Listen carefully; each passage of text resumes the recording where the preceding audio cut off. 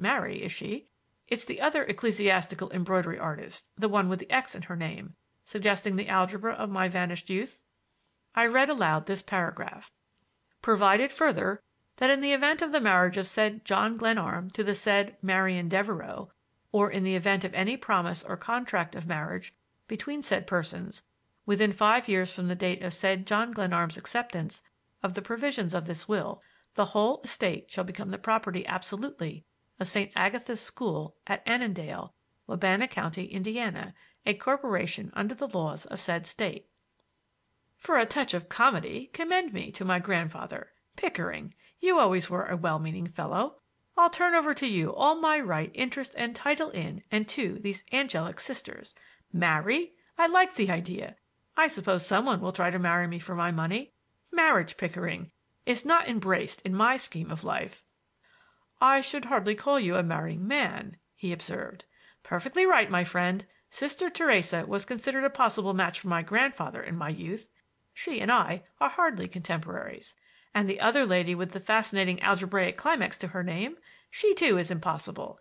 It seems I can't get the money by marrying her. I'd better let her take it. She's as poor as the devil, I dare say."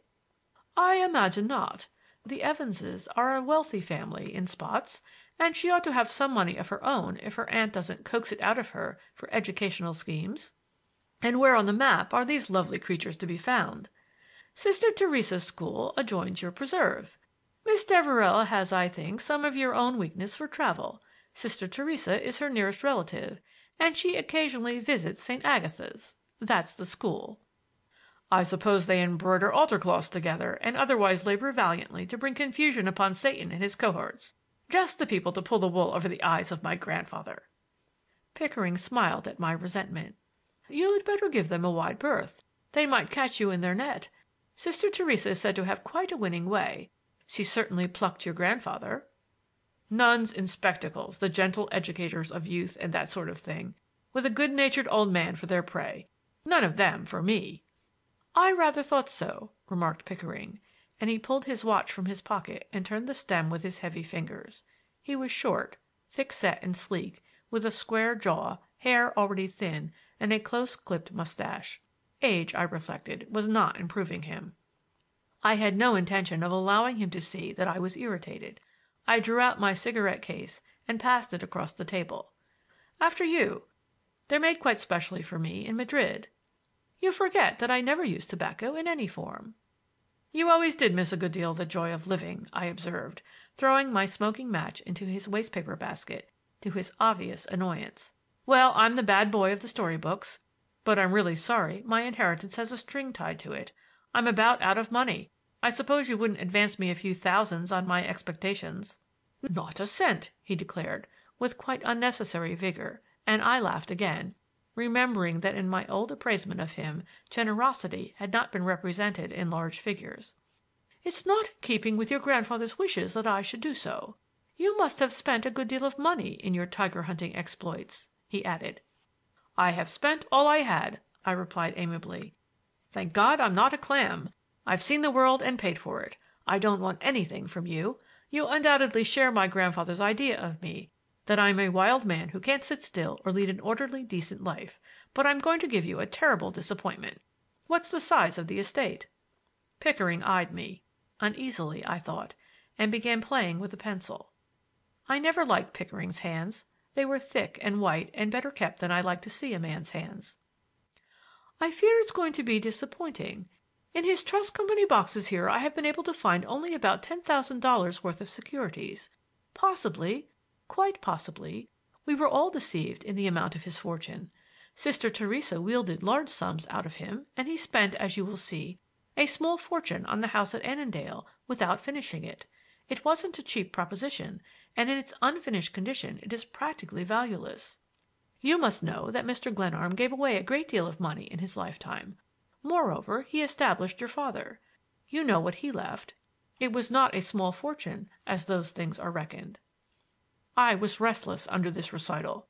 My father's estate had been of respectable size, and I had dissipated the whole of it. My conscience pricked me as I recalled an item of $40,000 that I had spent somewhat grandly on an expedition that I led, with considerable satisfaction to myself, at least, through the sedan. But Pickering's words amazed me. "Let me understand you," I said, bending toward him. "My grandfather was supposed to be rich, and yet you tell me you find little property. Sister Theresa got money from him to help build a school. How much was that?" $50,000. It was an open account. His books show the advances, but he took no notes." "And the claim is worth—" "It is good as against her individually. But she contends—" "Yes, go on." I had struck the right note. He was annoyed at my persistence, and his apparent discomfort pleased me. "She refuses to pay. She says Mr. Glenarm made her a gift of the money." "That's possible, isn't it? He was forever making gifts to churches. Schools and theological seminaries were a sort of weakness with him." "That is quite true.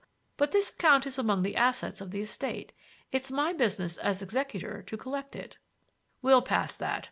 If you get this money, the estate is worth $60,000, plus the value of the land out there at Annandale, and Glenarm House is worth—" "There you have me." It was the first lightness he had shown, and it put me on guard. "I should like an idea of its value. Even an unfinished house is worth something." "Land out there is worth from $100 to $150 an acre. There's an even 100 acres. I'll be glad to have your appraisement of the house when you get there." "Humph! You flatter my judgment, Pickering. The loose stuff there is worth how much?" "It's all in the library. Your grandfather's weakness was architecture."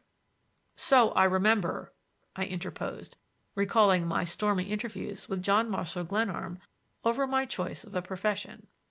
"In his last years he turned more and more to his books. He placed out there what is, I suppose, the finest collection of books relating to architecture to be found in this country. That was his chief hobby after church affairs, as you may remember, and he wrote it hard. But he derived a great deal of satisfaction from his studies." I laughed again. It was better to laugh than to cry over the situation. "I suppose he wanted me to sit down there surrounded by works on architecture, with the idea that a study of the subject would be my only resource. The scheme is eminently Glenarmian, and all I get is a worthless house, 100 acres of land, $10,000, and a doubtful claim against a Protestant nun who hoodwinked my grandfather into setting up a school for her. Bless your heart, man, as far as my inheritance is concerned, it would have been money in my pocket to have stayed in Africa." "That's about the size of it." "But the personal property is all mine, anything that's loose on the place. Perhaps my grandfather planted old plate and government bonds just to pique the curiosity of his heirs, successors, and assigns. It would be in keeping." I had walked to the window and looked out across the city. As I turned suddenly, I found Pickering's eyes bent upon me with curious intentness. I had never liked his eyes; they were too steady. When a man always meets your gaze tranquilly and readily, it is just as well to be wary of him. "Yes, no doubt you will find the place literally packed with treasure," he said, and laughed. "When you find anything you might wire me." He smiled. The idea seemed to give him pleasure. "Are you sure there's nothing else?" I asked. "No substitute? No codicil?" "If you know of anything of the kind, it's your duty to produce it. We have exhausted the possibilities. I'll admit that the provisions of the will are unusual. Your grandfather was a peculiar man in many respects, but he was thoroughly sane and his faculties were all sound to the last." "He treated me a lot better than I deserved," I said, with a heartache that I had not known often in my irresponsible life. But I could not afford to show feeling before Arthur Pickering. I picked up the copy of the will and examined it. It was undoubtedly authentic. It bore the certificate of the clerk of Urbana County, Indiana. The witnesses were Thomas Bates and Arthur Pickering. "Who is Bates?" I asked, pointing to the man's signature.